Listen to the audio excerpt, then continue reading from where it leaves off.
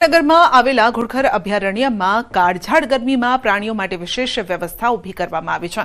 અભયારણ્યમાં ઘુડખર ઉપરાંત રણ, લોકડી, શિયાળ સહિતના પ્રાણીઓ વસવાટ કરે છે। રણની અંદર આવેલ અવાડાની અંદર ટેન્કર દ્વારા પાણીથી ભરવામાં આવી રહ્યા છે।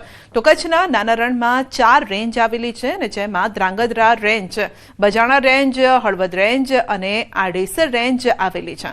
આ વિસ્તારમાં આવેલ પશુ, પક્ષીઓ તેમજ પ્રાણીઓને પણ આ ગરમીમાં પીવા માટે પાણી મળી રહે અને તેમને કોઈ જાતની તકલીફ ન પડે તે માટે તંત્ર દ્વારા ટેન્કરથી પાણી ભરવામાં આવી રહ્યું છે અને અભયારણ્યમાં અંદાજે 70 થી વધુ અવાડા તેમજ પાણીની કુંડી ભરવામાં આવે છે, જેના કારણે રણ વિસ્તારની અંદર આવેલ વન્યજીવોને પીવાના પાણીની તકલીફ ન પડે।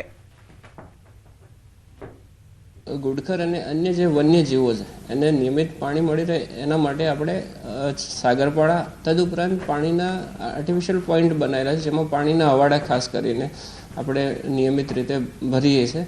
અભયારણ્યની મારી ચારેય રેન્જની અંદર અવાડાની સંખ્યા